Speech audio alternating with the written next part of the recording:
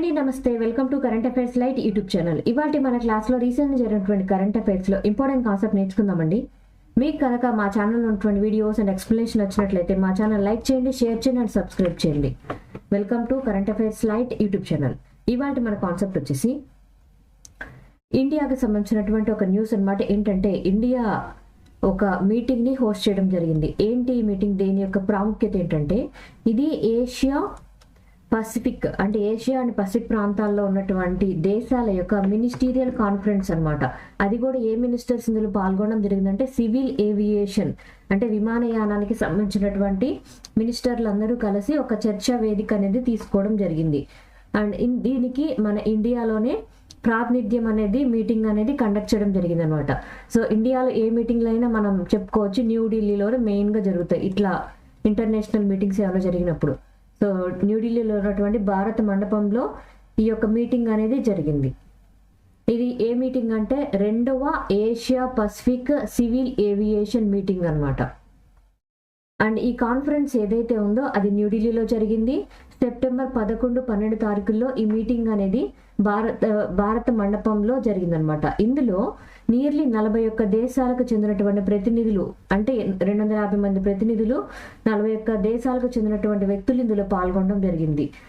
ఏ రంగానికి సంబంధించినటువంటి వ్యక్తులు అంటే వీళ్ళంతా కూడా సివిల్ ఏవియేషన్ రంగానికి అంటే విమానయాన రంగానికి సంబంధించినటువంటి వ్యక్తులు ప్రాతినిధ్యం వహించేటువంటి మినిస్టర్స్ అండ్ ఆ రంగంలో ఉన్నటువంటి ప్రముఖులు ఎవరైతే ఉంటారో వాళ్ళందరూ కూడా ఇందులో పాల్గొంటారు అనమాట. అండ్ ఇది ఏ దేశాలు ఇందులో పాల్గొన్నాయంటే ఇక్కడ మనకి ఏషియా పసిఫిక్ అన్నాం. అంటే ఏషియా అండ్ పసిఫిక్ తీర ప్రాంతాల్లో ఉన్నటువంటి దేశాలకు చెందినటువంటి విమానయాన రంగ మినిస్ట్రీకి చెందినటువంటి వ్యక్తులందరూ కూడా ఇందులో పాల్గొనడం జరిగింది. అంటే ఇందులో 41 దేశాలకు చెందినటువంటి వ్యక్తులు పాల్గొన్నారు.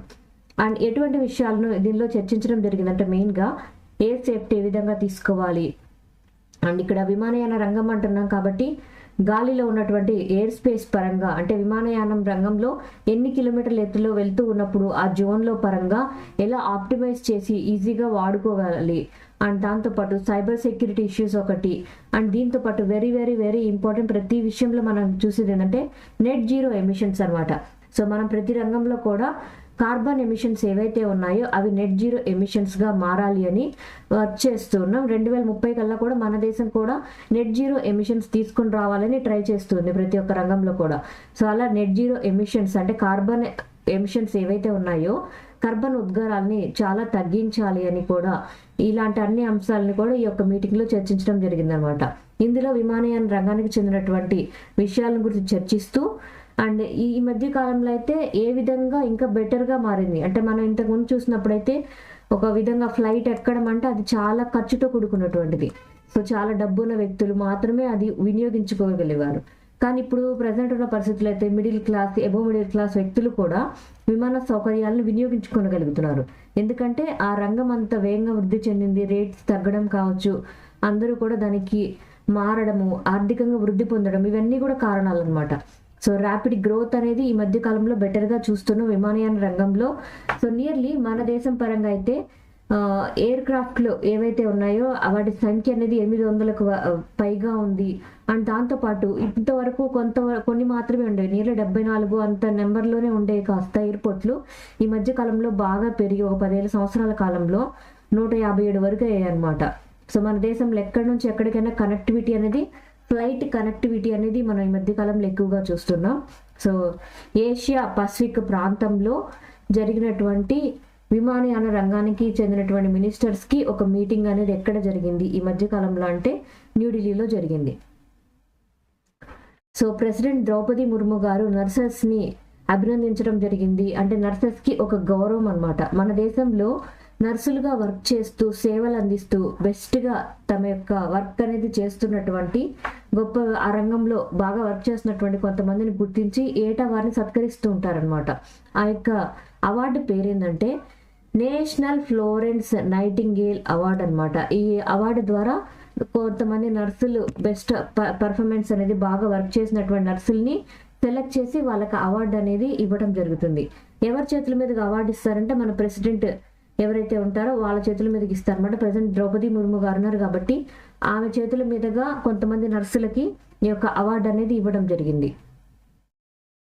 అండ్ ప్రెసెంట్ అయితే ద్రౌపది ముర్ము గారు ఒక కాన్ఫరెన్స్ అనేది నిర్వహించి నేషనల్ ఫ్లోరెన్స్ నైటింగేల్ అవార్డు 2024 అనమాట, ఈ యొక్క అవార్డు అనేది ప్రజెంట్ చేయడం జరిగింది. ఈ మీటింగ్ ఎక్కడ జరిగిందంటే రాష్ట్రపతి భవన్లో అనమాట. సో న్యూఢిల్లీలో ఉన్నటువంటి రాష్ట్రపతి భవన్లో ఈ యొక్క మీటింగ్ అనేది జరిగింది. ఈ మీటింగ్లో విశిష్ట సేవలు అందించినటువంటి నర్సుల్ని గౌరవించారనమాట.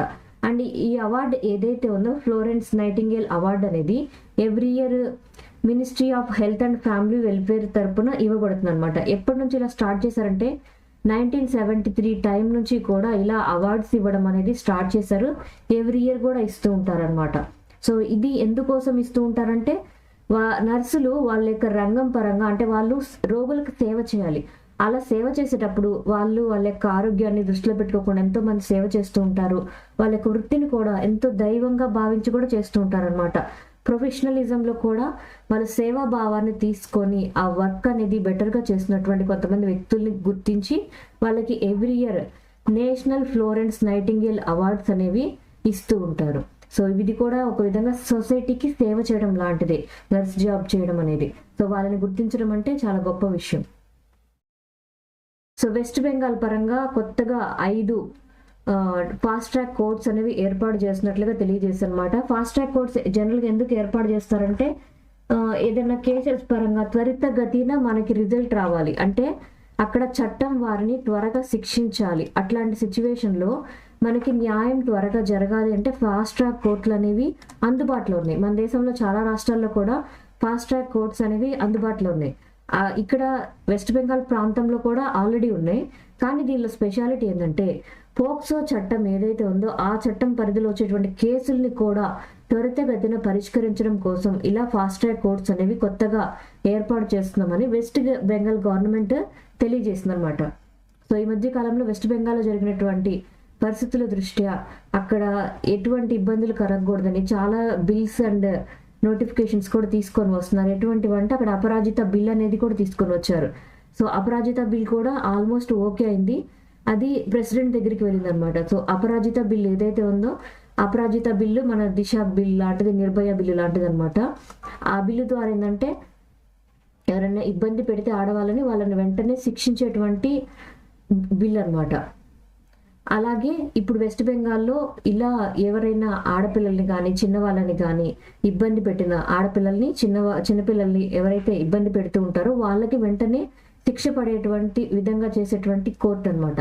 సో పోక్సో చట్టం మెయిన్గా పిల్లలకు అని ఉంటుంది, కానీ మైనర్లకి అని మనం చెప్పుకోవాలి. సో మైనర్లు ఆడవాళ్ళు అయినటువంటి వాళ్ళ మీద ఏదన్నా అఘాయిత్యం కానీ వాళ్ళని వేధించడం కానీ జరిగినప్పుడు వాళ్ళ మీద వెంటనే యాక్షన్ తీసుకునేటువంటి విధంగా చర్యలు రావడం కోసమే ఇలా ఫాస్ట్ ట్రాక్ కోర్ట్స్ అనేవి ఏర్పాటు చేస్తున్నారు.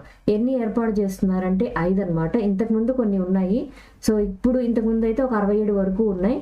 ఇంకా ఒక 6 కూడా తీసుకొని రావాలి. అడిషనల్గా ఈ పోక్సో కోర్ట్స్ ఏవైతే ఉన్నాయో అవి ఇంకా స్పెషల్గా తీసుకొని రావాలి అని భావిస్తున్నారు. సో ఫాస్ట్ ట్రాక్ కోర్ట్స్ అనే వాటిలో చాలా వరకు నార్మల్ కేసెస్ కూడా త్వరితగతిన పరిష్కరిస్తూ ఉంటారు. ఇక్కడ ఎస్పెషల్లీ ఈ పోక్సో కోర్ట్స్ అనేవి కూడా పెట్టారు. ఈ పోక్సో కోర్ట్స్ అన్నప్పుడు ఏంటంటే స్పెషల్గా ఇటువంటి POCSO case nothing but prevention of children అనమాట. ఇక్కడ prevention of children from sexual offences అంటాం. సో ఏంటంటే చిన్నపిల్లల మీద మైనర్ల మీద ఎవరైనా అఘాయిత్యాలు చేసినప్పుడు వాళ్ళని వెంటనే శిక్షించే విధంగా ఈ కోర్ట్స్ ఇలా ఫాస్ట్ ట్రాక్ కోర్ట్స్లోని ఈ కోర్ట్స్ అనేవి కూడా మెయిన్గా ఏర్పాటు చేయబోతున్నారు. అండ్ ఇది ఏ చట్టం కింద తీసుకొని వచ్చారంటే protection of children from sexual offences act 2012 దృష్టిలో ఉంచుకొని పిల్లలని ఆడవాళ్ళని ఎవరైతే ఇబ్బంది పెడుతూ ఉంటారో లేదా వాళ్ళని మాటలతో కానీ శారీరకంగా కానీ ఇబ్బంది పెడుతుంటారో వాళ్ళని వెంటనే శిక్షించేటువంటి అధికారం ఈ చట్టానికి ఉంటుందన్నమాట. సో ఇక్కడ ఫాస్ట్ ట్రాక్ కోర్ట్స్లో కూడా ఈ పోక్సో అనేది కూడా తీసుకుని వచ్చారు. సో ఇందులో ఏంటంటే మనం ఎలక్ట్రానిక్ గ్యాడ్జెట్స్ తోటి కూడా కంప్లైంట్ చేయొచ్చు. జనరల్గా వెళ్ళి కంప్లైంట్ చేసినటువంటి అవసరం కూడా లేదు. ఆన్లైన్ కంప్లైంట్ మేనేజ్మెంట్ సిస్టమ్ ద్వారా కూడా ఎవరి మీదన్నా ఇబ్బంది కలిగిస్తే వాళ్ళని గవర్నమెంట్కి కంప్లైంట్ చేయొచ్చు అనమాట. ఈ పోక్సో చట్టం సహాయంతో, ఈ సిస్టమ్ సహాయంతో. దీనిలో ఏంటంటే మెయిల్స్ ద్వారా, గ్యాడ్జెట్స్ ద్వారా, ఫోన్స్ ద్వారా కూడా వాళ్ళు కాంటాక్ట్ చేసి మాకు ఇలా అన్యాయం జరిగింది, మమ్మల్ని ఇలా ఇబ్బంది పెడుతున్నారు, టీజింగ్ చేస్తున్నారు, లేదా మా మీద ఎలాంటి ఇబ్బంది కలిగించారు అన్ని కంప్లైంట్స్ కూడా ఈ పోక్సో ఈ బాక్స్కి కంప్లైంట్ చేయొచ్చు అనమాట.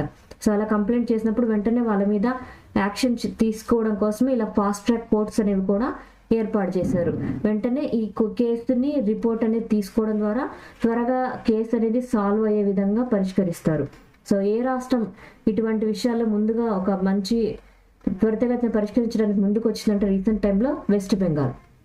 Thank you for watching my video. మీకు కనుక నా వీడియోని ఎక్స్ప్లెనేషన్ నచ్చినట్లయితే నా వీడియోస్ లైక్ చేయండి, షేర్ చేయండి అండ్ సబ్స్క్రైబ్ చేయండి. మీకు నా వీడియోస్ ఏ విధంగా అనిపిస్తున్నాయో నాకు కామెంట్ సెక్షన్లో తెలియజేయండి. Thank you for watching my video.